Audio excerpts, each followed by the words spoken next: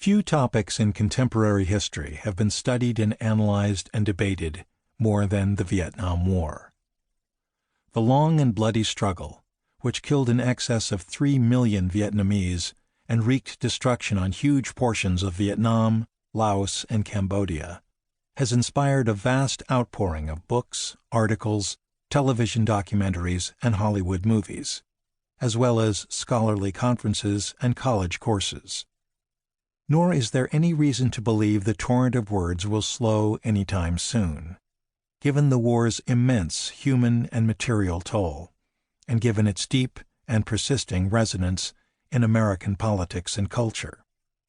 Yet, remarkably, we still do not have a full-fledged international account of how the whole saga began, a book that takes us from the end of World War I, when the future of the European colonial empires still seemed secure, through World War II, and then the Franco-Viet Minh War and its dramatic climax, to the fateful American decision to build up and defend South Vietnam.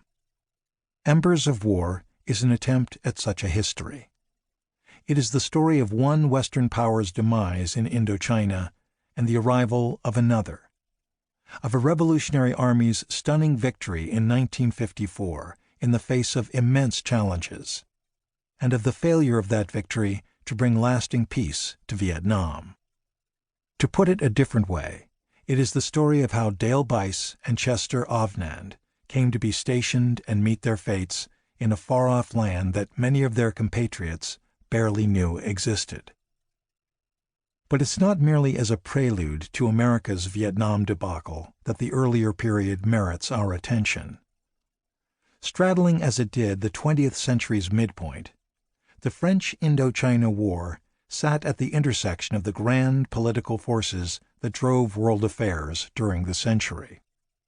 Thus, Indochina's experience between 1945 and 1954 is intimately bound up with the transformative effects of the Second World War and the outbreak and escalation of the Cold War, and in particular with the emergence of the United States as the predominant power in Asian and world affairs.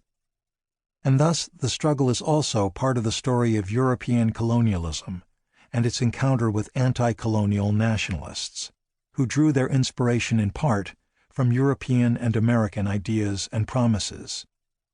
In this way, the Franco-Viet Minh War was simultaneously an East-West and North-South conflict, pitting European imperialism in its autumn phase against the two main competitors that gained momentum by mid-century: communist-inspired revolutionary nationalism and U.S.-backed liberal internationalism.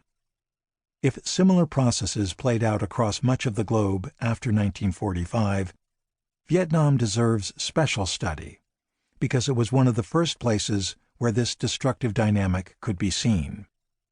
It was also where the dynamic remained in place, decade after bloody decade.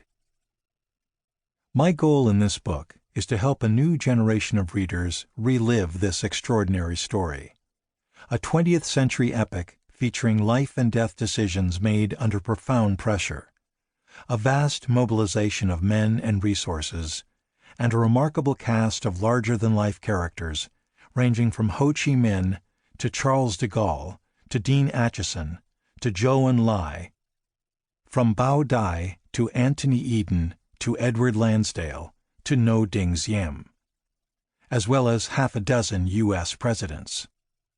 Throughout, the focus is on the political and diplomatic dimensions of the struggle, but I also devote considerable space to the military campaigns that, I maintain, were crucial to the outcome. Laos and Cambodia enter the narrative at various points, but I give pride of place to developments in Vietnam, far more populous and politically important than her Indo-Chinese neighbors. In retrospect, given the broader historical context, there is an air of inevitability about the flow of events in this story, as there is about a great river. A prostrate France, having been overrun by Nazi Germany in a mere 6 weeks in 1940, and further humiliated in meekly ceding Indochina to the advancing Japanese, sought after 1945 to re-establish colonial control. At a time when the whole edifice of the European imperial system was crumbling, how could she possibly hope to succeed? Add to this the ruthless discipline, tenacity, and fighting skill of the Viet Minh, and the comparative weakness of non-communist Vietnamese nationalists before and after 1954, and it becomes seemingly all but impossible to imagine a different result than the one that occurred.